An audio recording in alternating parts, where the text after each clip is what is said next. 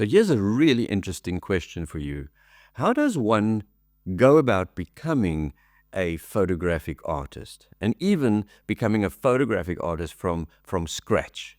Or how would one evolve from photographer into fine art photography? Or probably even more challenging, how does one navigate a transition from a completely different career into fine art photography and then go on to becoming an exhibiting artist? Now, I must tell you that today's discussion is very meaningful to me, and I'm dedicating today's discussion to Monique. Who is Monique, I hear you ask? Well, Monique wrote a heartfelt letter to me in which she vented her frustration, I would say, and demonstrated her passion for the very discussion we are about to have based on the questions I have just asked you. So while I was busy typing up my reply to her, I thought, no, I would actually like to reply to her in public. I'd like to reply to her in public because I get similar questions on a daily basis, and I know that many folk would benefit from the advice that I'm going to give her. So I contacted her and asked for her permission to do so, and she agreed. And in a moment, I will share Monique's letter with you. You must understand that Monique has taken the brave decision to leave a highly stressed career for, as she describes it, the sake of her own sanity and well-being. And she's looking for assistance to move from a corporate mindset, if you like, over into the creative world of fine art photography, a dream career, as she explains. And she believes that I can help her to navigate this journey. And I suppose in a way it's similar to the amateur photographer who wants to move over from pure photography into a more creative approach as a photographic artist. But before I get into her letter and before we start looking at advice to Monique, I must make this clear that this is a personal reply from me to Monique. So the advice I'm going to give her is based on my own experience in my own career. It's also going to be based on experience of those I've been privileged enough to help to navigate this journey as I've been able to teach and mentor them. So please feel free to join me in this discussion. I do know that there must be many different ways that one could navigate this journey, but I am basing it on my own experience. But I do value your input, so please ask your questions, leave your comments below. So let's have a look and see what Monique has to say. She writes here, "Dear Martin, I hope this letter finds you well. My name is Monique and I'm writing to request your guidance as I embark on my personal creative journey into fine art photography. A few years ago, while on holiday in Cape Town, I had the pleasure of visiting one of your galleries. I was captivated by your work, which sparked in me a strong desire to pursue fine art photography myself." That's really good to hear, Monique. I'm so pleased. You know that our galleries that we currently have are really not just there for the art lover. I mean, yes, that's the core of the business, I understand, but it's there to inspire people just like you. You know, it's one thing to talk about fine art photography. It's another thing to see how photography can be used as part of a creative process. She goes on to say here that I was fascinated by the way you use photography to create art. At the time, I was keen to enroll in one of your live courses, which you were presenting from your studio in Cape Town, but unfortunately my professional commitments and demands on my career meant I was unable to follow through on those plans. Well, Monique, I don't think that's a bad thing, actually. I don't know if you know this, but I don't teach live classes anymore. I mean, the COVID pandemic changed that, and like so many who used to teach then, we had to turn to online teaching using, in my case, Zoom, and I did that for a number of years after that. But the best decision that I made was to open the Art Photography Academy, and the results we're getting through the Academy now are unbelievable. But I'll talk a little bit more about that in a moment. Let's go on. Recently, I made the significant decision to leave my career through a partnership buyout. This choice wasn't driven by financial reasons. Rather, I wanted to prioritize my well-being and pursue my true passion for art. I've always admired your structured approach to both teaching and creating art, and I've been an avid follower of your YouTube channel for years. Your discussions are certainly insightful. Thank you for that, Monique. Aside from your channel, I've tried to gain knowledge through other YouTube videos and tutorials, but while they can be entertaining, I find the material disjointed and very often more confusing than beneficial. Wow, okay, so there's a very big point, Monique, and I can promise you, you're certainly not alone when it comes to this point. Look, let's face it, YouTube is a wonderful source of information. And but we need to understand that YouTube itself is not a teaching platform. YouTube is what could we call it, a channel for consumption. It's an advertising channel, and that is why you're experiencing frustration. I mean, there are pearls of wisdom that one can get off a channel like YouTube, but at most, the information is going to be disjointed. It's going to be a little bit of that and a bit of that, and what I sometimes find is a lot of regurgitated information as well. And then it's sort of left for you to piece it all together. So, as I said, you're definitely not alone on this. Many of us experience exactly the same. She says here that I feel I need an instructor to guide and mentor me through this journey rather than consistently trying to find my own way. I keep thinking back to the techniques I saw in your gallery and I find myself searching for similar techniques. It's like trying to find a needle in a haystack. Well, Monique, art is mystery in any case, and I can tell you now that I suppose the desire of any artist, including myself, is to be unique. I mean, one can get taught, I call it a craft, but a technique in order to get your artwork to a certain place. But craft in its own, learning that technique, is not art. It's the artist who makes art unique. And that comes from practicing and then experimentation, and then, of course, guidance and mentorship. My biggest concern, she says here, is whether I have the necessary creativity. Well, not just you, Monique. I think this is for all of us. But, I've always said, and I maintain, there's an artist in everyone. She goes on to say, yeah, but I've realized life is too short to hold back from what truly inspires me, and I don't want to look back with regret. The sooner I get started, the better. One of my concerns, she says, is that joining a program like yours, I might feel isolated and lose motivation. I need reassurance that I won't be left alone on the course, because I know myself, she says, staying motivated is absolutely crucial for me. Completely agree with that point, Monique, and I'll talk to you about that in a moment. It is definitely a point of concern. Let's move on.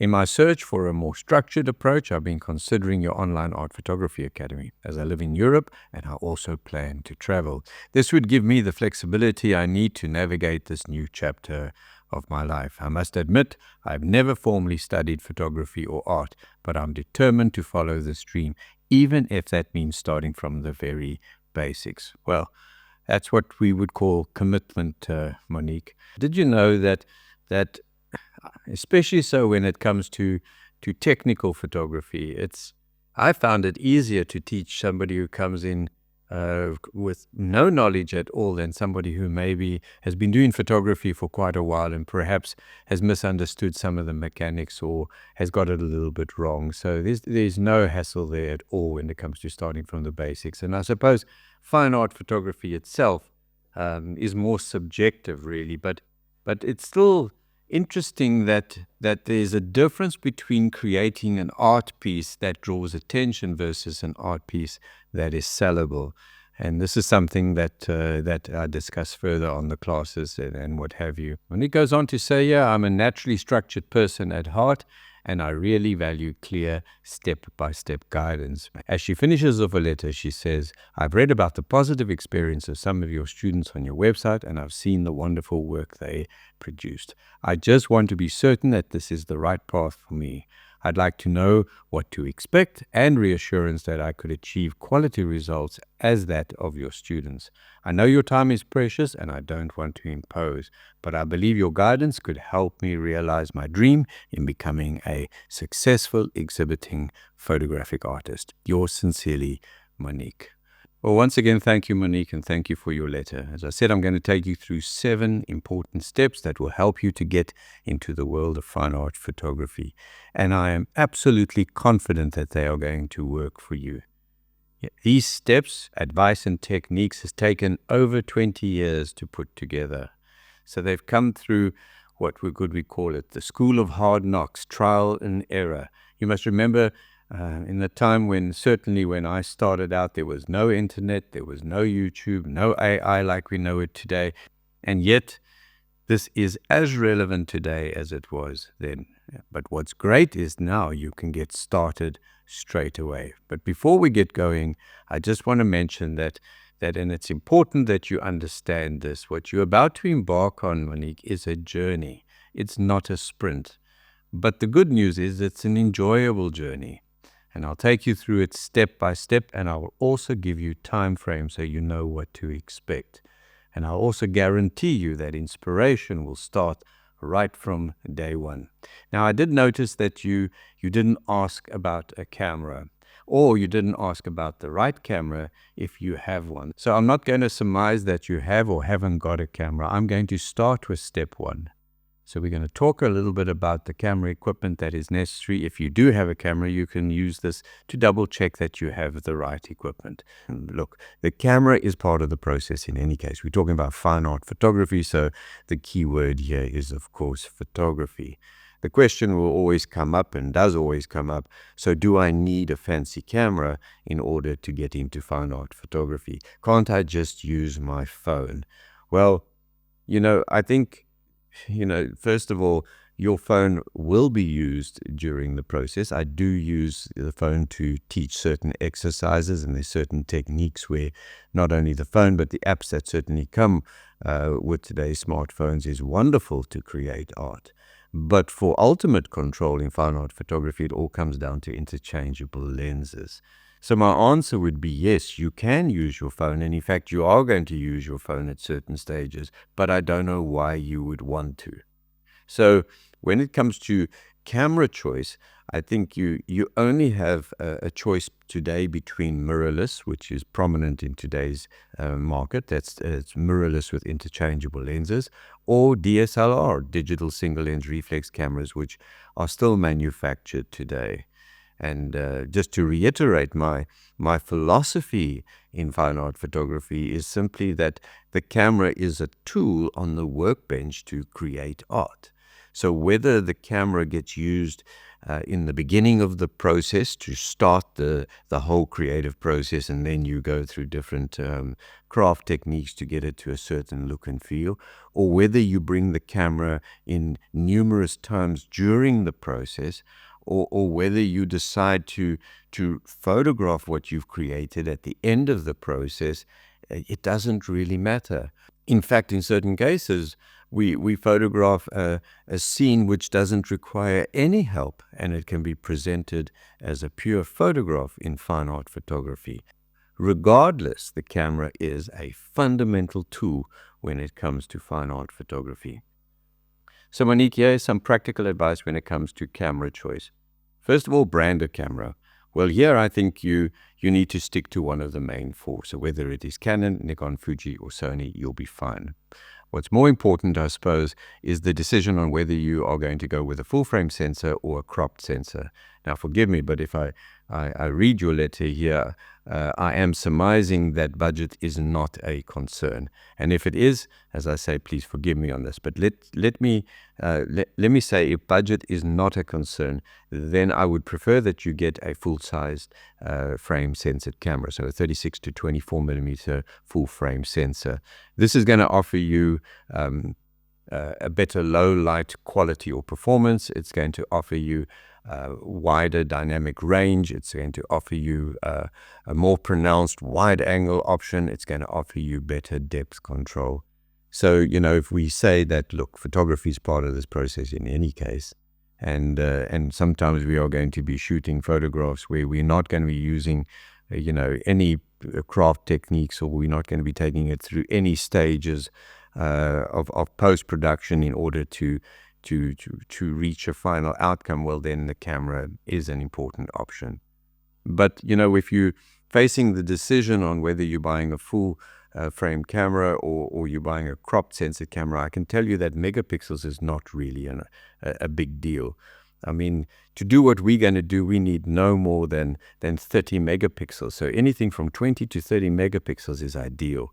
I mean, 30 to 50 megapixels, well, Monique, that's just nice to have. And 50 megapixels plus is actually a luxury which is not necessary for going into the depth we're going to be going into in fine art photography.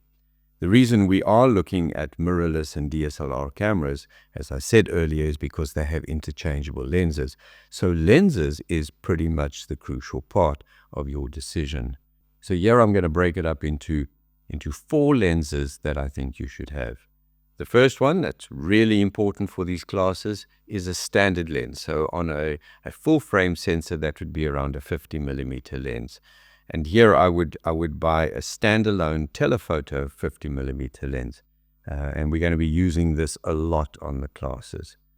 You're also going to need, certainly for where you're capturing photographs, which you're bringing into the process, a 16 millimeter wide angle lens. That's again on a full frame sensor. And I would get a mid-sized zoom, something like an 80 to 200 or a 70 to 300 or thereabout. On some of the techniques, we do some macro photography. We don't do much, but we do macro photography. So a macro lens is nice to have, but not essential.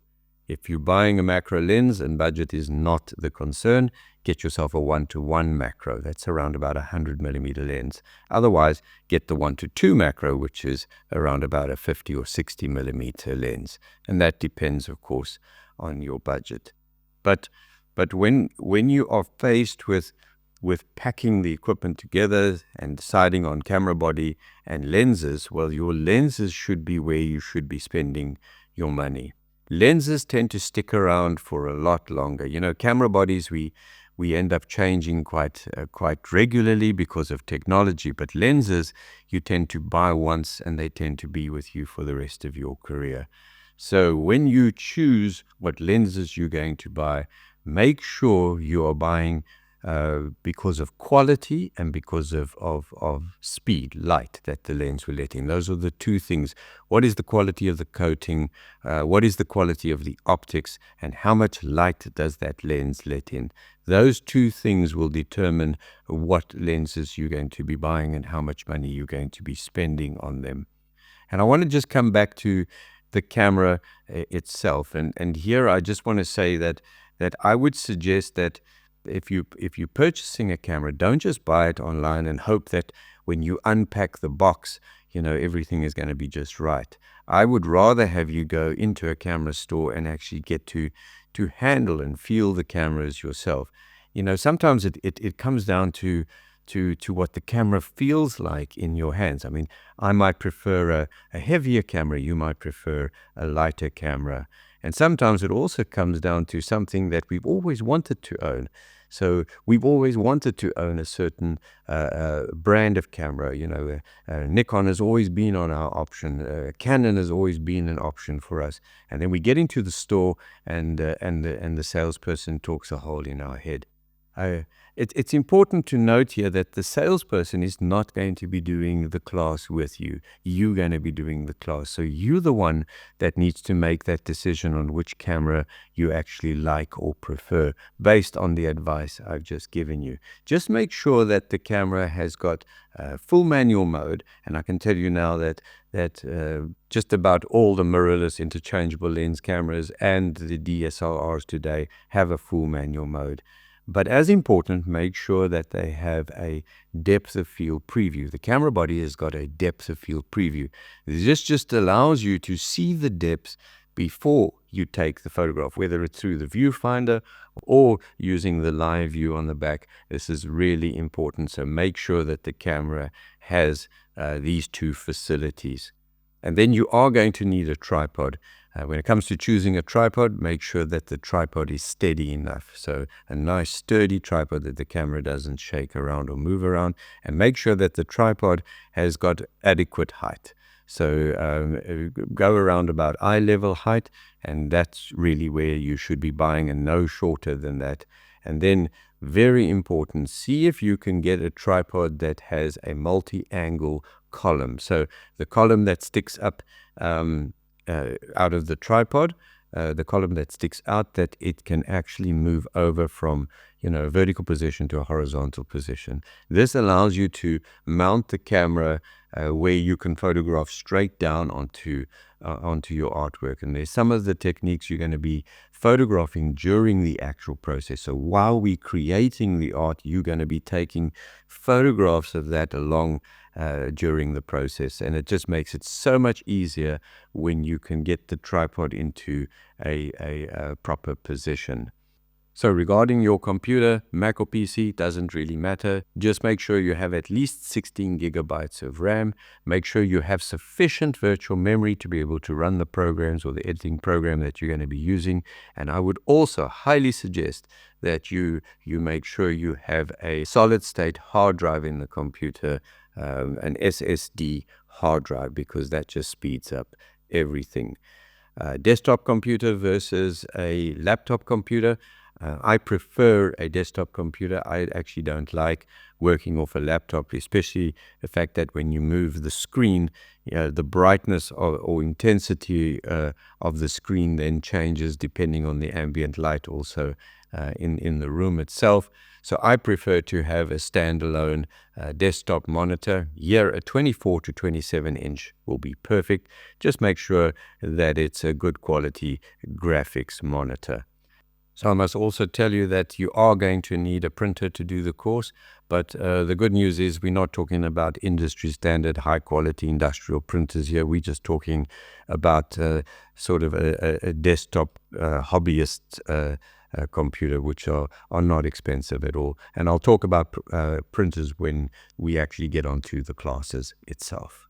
So Monique, that's it. That is step one. That is your equipment sorted. Step two is, in my opinion, the most overlooked and yet most critical part to understanding photography, whether it's pure photography, art photography, or fine art photography. It's understanding not only just the basics of photography, but the photographic system itself. I'd like to call this photography boot camp. It's absolutely foundational. What's quite strange is that when I taught full-time, when I taught the 18-month program, I had no problem in teaching the foundational photography because it was a captive audience. People would walk in, sit down in the lecture room, and they would be listened to what was taught on the day. And yet when I started to teach part-time photography physically as well as classes on Zoom, I felt that people would decide whether they wanted to do this portion of the course or not. And for many of the folk, they felt that they understood the basics, even because and maybe it's just because the cameras today has got a program or automated mode, so they would be able to pick up the camera and they would be able to take pictures with the camera and at least get a result, and they felt that was the basics. And yet when we got to the intermediate or the advanced section of the class, well, that's where the wheels came off. And invariably, they'd have to go back to the beginning and start again. And I think with the Art Photography Academy now, I'm also seeing that people are reluctant to actually do this portion of the training. And I think it's maybe because the course is too cheap, for the simple reason that, I mean, we offer this class for whatever people can afford to pay. So my students decide the price before they start it, and maybe because of that they feel that it's actually of non-value. So in your case, Monique, it's non-negotiable. I'm going to add a link to this class in the description below, and you can get started straight away. I mean, you did say in your letter to me that the sooner you can start, the better. So you can start this right at the end of this discussion. I also hear you say, but I don't have my equipment yet, Martin. Well, I don't think that's a problem at all. I think you can still do these lessons. It's going to take around about a week. So you still can do these lessons without the camera. Then, because it gets added to your library, once you've got the camera equipment, it's a really good idea to go back and do it again, but this time with your camera in hand. Let me take you through what you're going to learn on this Essentials Photography class. And you're going to see for yourself that that there's a lot of value here, even though the public at large perceive it not to be so. So on the Essentials Photography class, we're going to start with basic functions and controls in photography. You're going to learn all about the f-stop, which is the unit of measurement in photography and how it works, and it governs all of photography. You're going to learn about the exposure triangle. I'll show you how that works, and you are going to learn how to work in full manual control on your camera. We're also going to take a look into the world of ISO, and we're going to have a look at how we can work with the sensitivity of the digital chip, and then I'll be showing you things like the aperture, the shutter speeds, and all of that. Also want to spend a little bit of time on this class talking about exposure values, and then we will navigate the light meter in the camera, which you are going to control manually, not automatically. So there are around about 15 odd videos in this course, and it's going to take you around about a week. Monique, like I said to you, this is a marathon, not a sprint. So I suggest that you can book on this class straight away, and you can get started straight away. Just one thing I must ask you to do, please, when you do register for the course, click not only the register button when you're starting, but also subscribe, and make sure that your email address is correct. Otherwise, we cannot communicate with you going further. So there it is. Step 2 is complete. Let's now move over onto step number 3. So in step 3, Monique, it's all about learning photography, but now in a lot more detail. You see, the Essentials Photography class, as I've said, basically sets the foundation. And now we're going to continue on my Advanced Photography class. Now, the class itself, if you look at the time frame, is going to take you around about a month or 2 to complete. And as I said, this is where we really get serious about learning photography as part of the process in order to create art going further.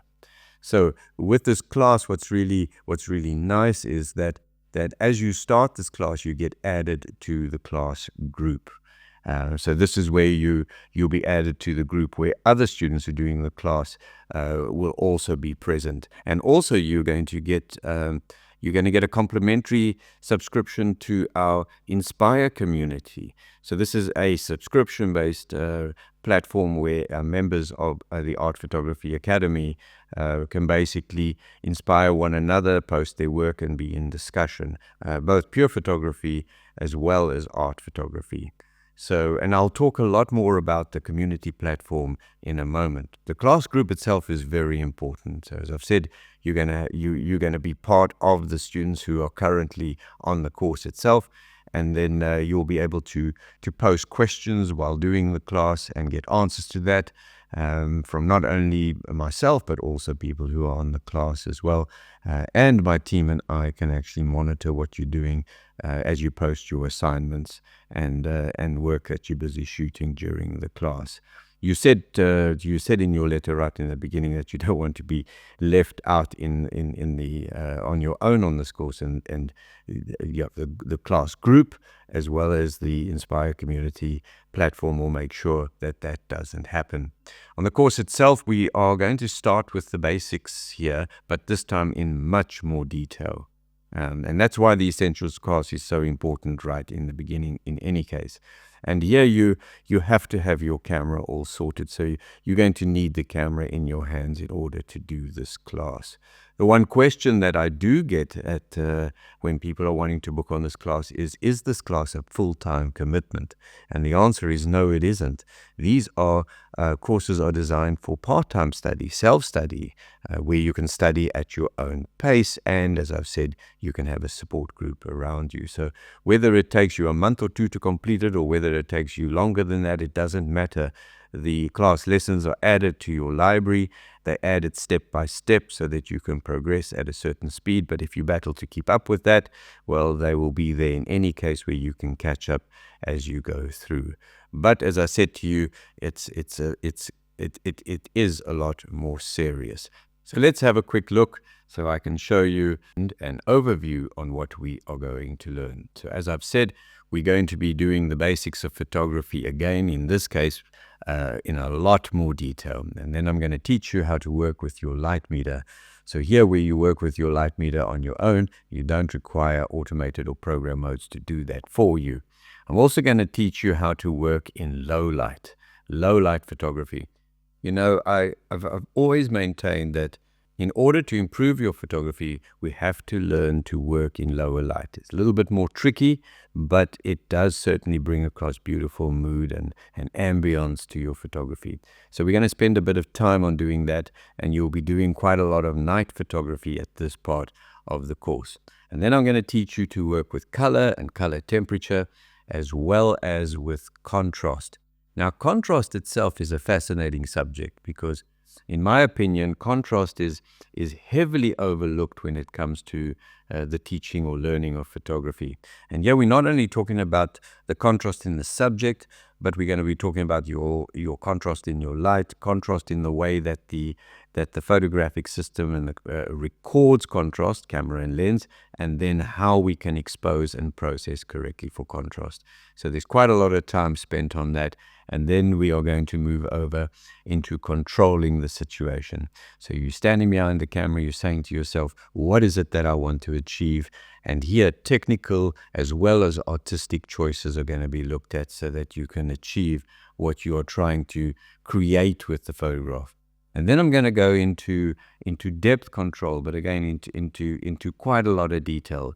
So here we're talking about depth of field, or as many would call it, the dreaded depth of field. I mean, keep in mind that photography itself is a two-dimensional medium, but we're photographing a three-dimensional subject.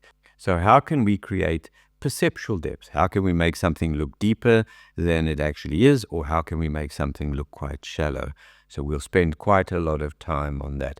And I must just mention at this point, Monique, you can actually decide to already start with step number 4, which I'll talk about in a moment.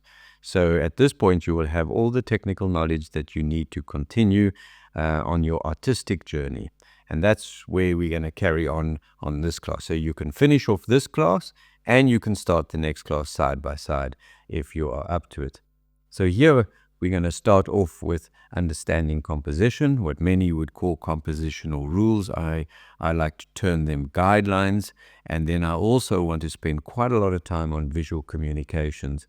So just like earlier on where I said to you, when you control the situation, what is it that you're trying to create or bring across?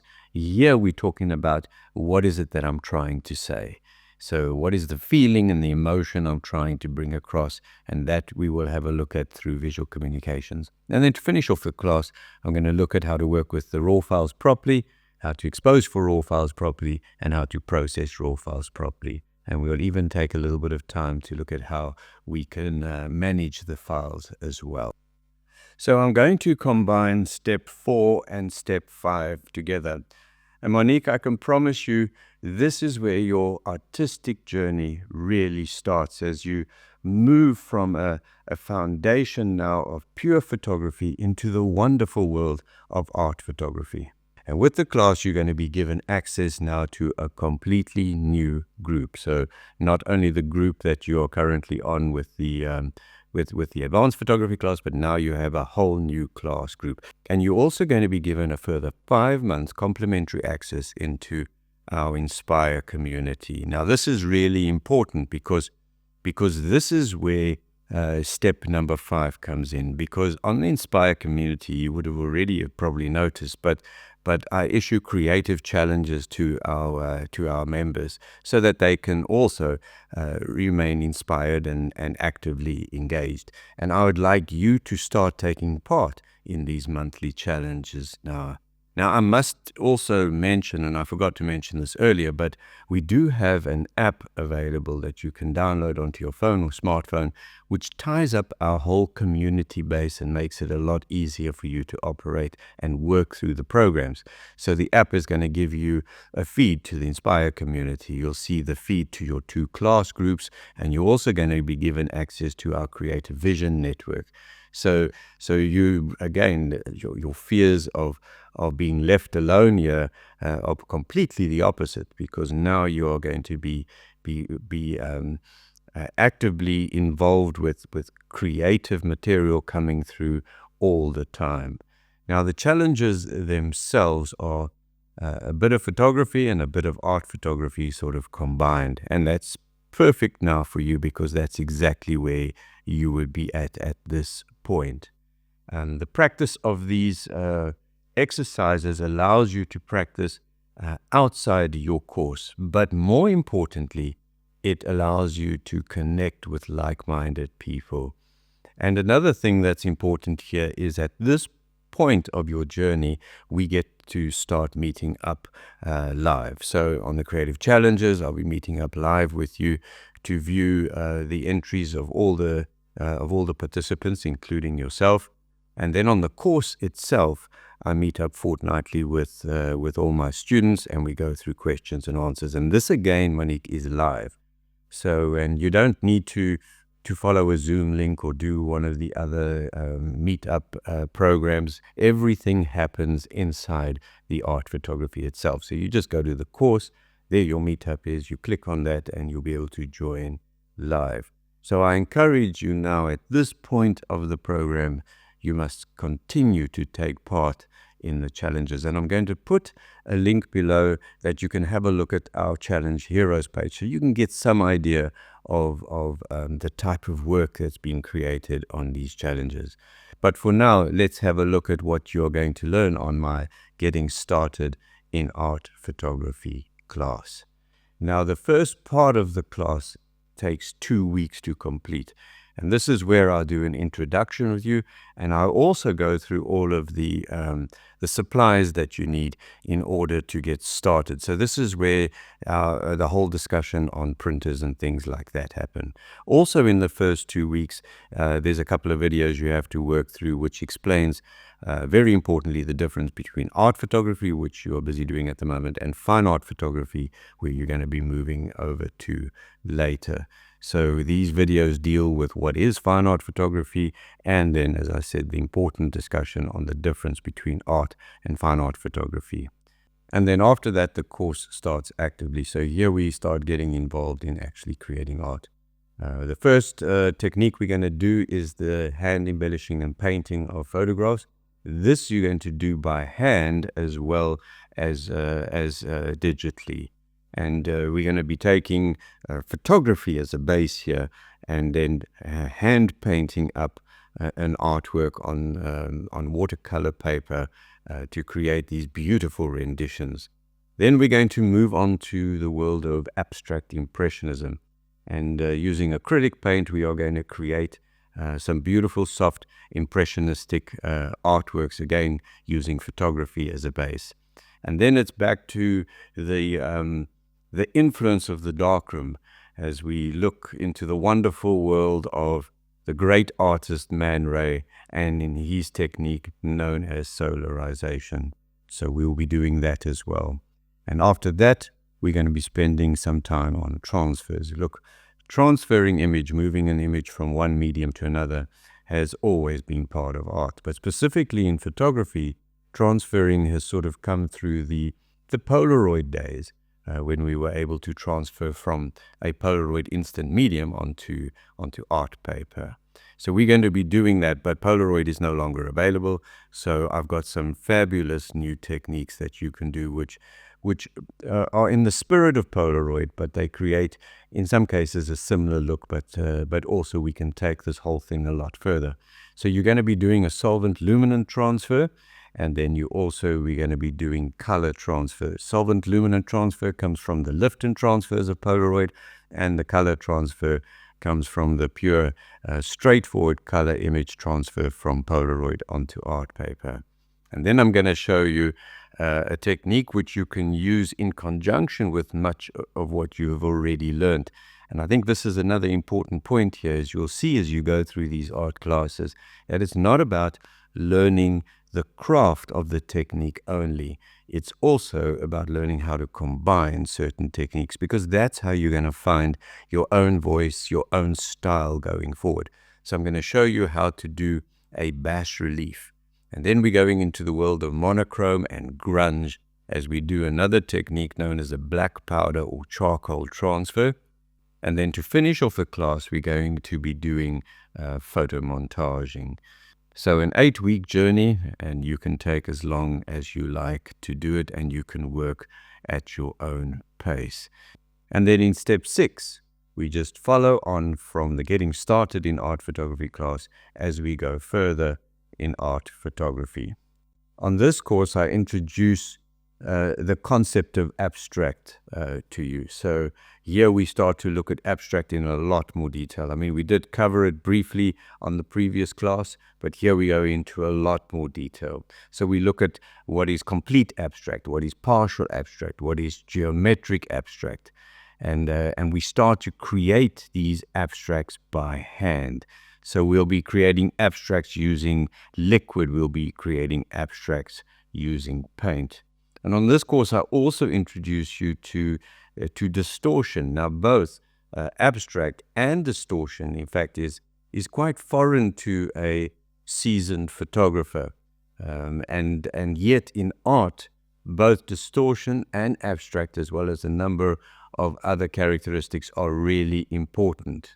So we're going to be going into, as I said, abstract, where we've done complete, partial, and geometric abstract, but we're also going to look at abstract impressionism. And this we're going to do using pinhole photography. So we're going to take your camera, we're going to turn that into a pinhole camera, and then we're going to go about creating abstract impressionism using pinhole photography as the base.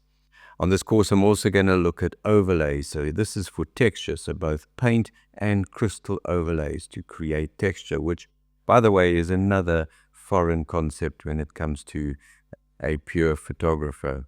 And then to finish the class off, we're going to go into the world of photo collaging. Now, photo collaging builds on from the photo montage, which we have done in the previous course. So another 8-week journey, and at this point, you will be more than ready to take the 7th step. Here you would have completed your journey in art photography, and you'll be starting to move over into fine art photography. Art photography, more decorative in its approach. Fine art photography, more emotive in its approach.